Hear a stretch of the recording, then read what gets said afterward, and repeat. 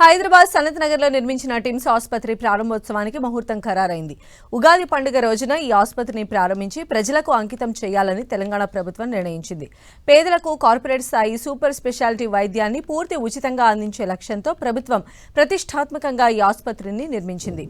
Cardiac sciences of excellence గా నిర్మించిన ఈ ఆసుపత్రిలో అన్ని రకాల గుండె సంబంధిత ఆపరేషన్లు చేసేలా, అవయవ మార్పిడి శస్త్రచికిత్సలు నిర్వహించేలా క్యాథ్ ల్యాబ్స్, ఆర్గాన్ ట్రాన్స్ప్లాంట్ థియేటర్లను ఏర్పాటు చేశారు. ఇందుకోసం 16 అత్యాధునిక మోడ్యులర్ ఆపరేషన్ థియేటర్లు ఏర్పాటు చేశారు. ఓపీ రూమ్లు, డయాగ్నోస్టిక్స్, ఇన్ పేషెంట్ డిపార్ట్మెంట్లు, వార్డులు, ట్రామా కేర్ సెంటర్లు, ఐసీయూలతో పాటు రోగ నిర్ధారణ కోసం అత్యాధునిక CT scan, MRI, digital x-ray మిషన్లను ఇన్స్టాల్ చేశారు. హైదరాబాద్లోని నిమ్స్, ఉస్మానియా గాంధీ హాస్పిటల్ పెరుగుతున్న రోగుల ఒత్తిడిని తగ్గించడంలో సనత్ నగర్ టిమ్స్ ఆసుపత్రి ప్రధాన భూమిక పోషించనుంది.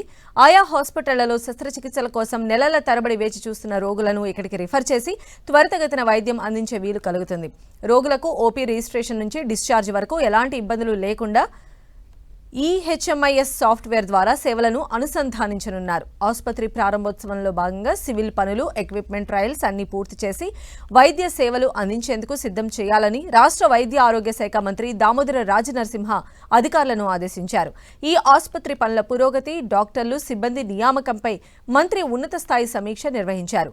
1000 పడకల సామర్థ్యంతో నిర్మించిన సనత్ నగర్ టిమ్స్ లో మౌలిక వసతుల కల్పన తుది దశకు చేరుకుందని అధికారులు మంత్రికి వివరించారు.